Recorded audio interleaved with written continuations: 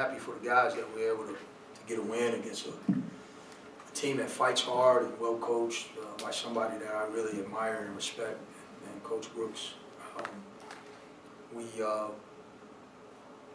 Effort-wise, I thought we were decent. Not quite the level that I was expecting based on the way we practiced the past 2 days. I thought our level Friday was the best since I've been here. And I thought Saturday wasn't quite that, but it was a pretty good carryover from Friday. And I really wanted 40 minutes of that. Selfishly, I wanted that. And I want to get to that. Actually, on my watch, a warning came up and it said the decibel levels are very loud. This was in the gym on Friday. But that was in Crum. It wasn't in Moody. It probably wouldn't.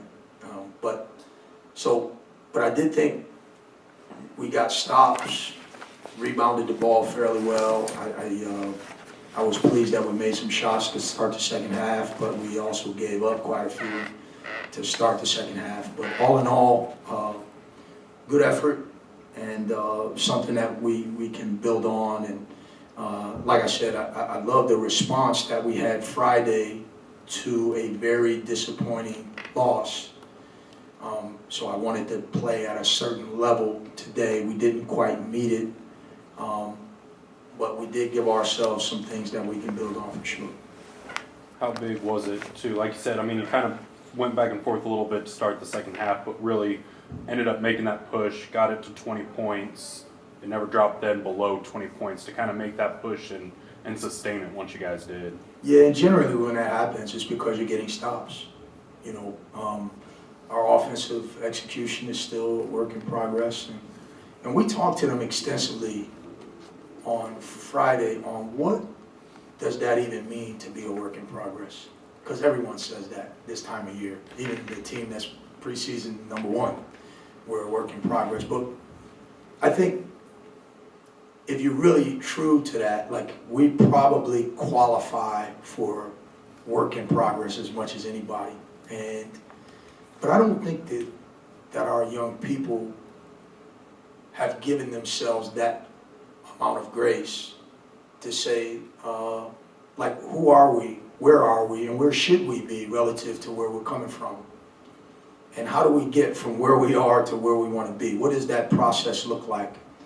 And sometimes you get a little bit too wrapped up in what you think people expect of you instead of developing internal expectations based on what you do every day. And what we did on Friday and Saturday, if we're going to be like that, then we can walk out there with some real expectations.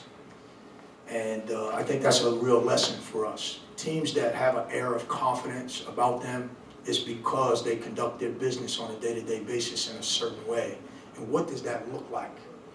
And they gave themselves that experience on Friday. And if we continue to stack days like that, then we'll walk out there with some real expectations. Otherwise, it's just hope and desires, and there's a big difference. After the Louisiana game the other night, you were complimentary of your team's effort and fight. And with everything you poured into that game, and with A&M coming up next week, were you concerned about a letdown from your guys, even with the strong practices that you had the last couple days? Letdown. I think I generally associate letdowns from when you're like on a winning streak, like when you're really doing something. I don't think we're in any position to have a letdown. I don't see how that should even be possible for us. And if it is, then that's really disappointing. But no. You go to the locker room today, up 15. What did you talk about in the locker room? What kind of adjustments did you discuss? I didn't like our effort. I didn't like the way we were playing, to be honest with you. I was disappointed at halftime. You know, I've said to these guys since I got here, it's always about us, the guys in the locker room. It's not about the score, it's not about the opponent, it's not about anything other than are we getting better and are we playing to a standard that we are trying to set. And I felt like they allowed the score to dictate our approach there going into halftime. And I was disappointed about that, and the conversation at halftime was exclusively about that. Zurich led you with 19 points, but 7 of 11 shooting, 3 of 5 from long range. What did you think of his performance? And I know you've only had him for, 6 games, but what have you thought of his development in this just start of his first season playing for you and your staff? Well, I love him. He's a great kid. He's one of the more talented guys I've ever coached in the backcourt. Sometimes because he's so talented, we forget how young he is, and we've given him a lot of responsibility, and sometimes I think it can weigh on him a little bit, but I think he'll be able to handle it. I was disappointed a little bit tonight because I thought in the Louisiana game, he played with an exceptional level of intensity on defense for a long stretch there. He was really locked in. And I don't think he can pick and choose when he's going to be that guy. And tonight he chose not to do that. And I challenged him in a timeout. He came out of the timeout and he took it up a level, which means he realized that he wasn't playing at that level. And but again, we're asking a lot of him, but only because he's capable of so much. Zach, struggled shooting tonight, but then has, 7 assists for you. How big is it that a guy like that, when the shots aren't falling, that he's still doing a lot of the other things to obviously be effective in his, 25 minutes on the floor for you tonight? Yeah, Zach is, he's all about the team, man. He's unbelievable. What a great dude, for him to have 7 assists and 0 turnovers, that is remarkable for him. I'm not surprised. His attitude, he's got a level of clarity about, team. It matters to him, the team. And so nothing with Zach ever surprises me. You're going to your comment about Zurich's defense the other night.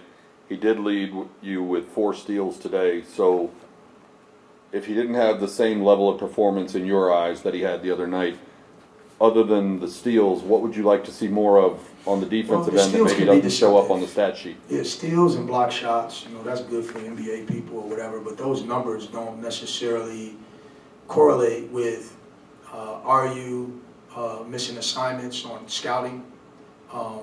Are you playing good one-on-one defense and keeping a guy in front of you?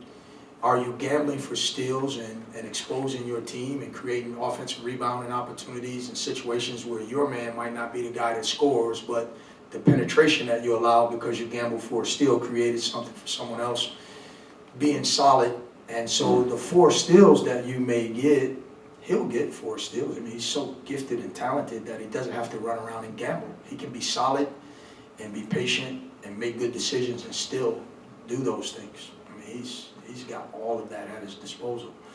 But sometimes the numbers don't tell the story. You guys know that. I know I'm not telling you so. But the steals, that's great, But the one thing about him is he wants to be coached. He does. His heart is in the right place. He wants to get it right. So I love him. Not to say that the part of your schedule you just got wrapped up with is easy, but going to College Station, Jackson State, Arizona coming here, the TCU game, how do you kind of approach this stretch that might be a tougher kind of group of games than what you faced as they try to kind of, like you said, find their footing and kind of find their identity a little bit? Take it 6 days at a time. No, how's it go? 1 day at a time. That's all you can do. We scheduled this way on purpose, right? So that we can try to accomplish something now, and then we can build something going forward.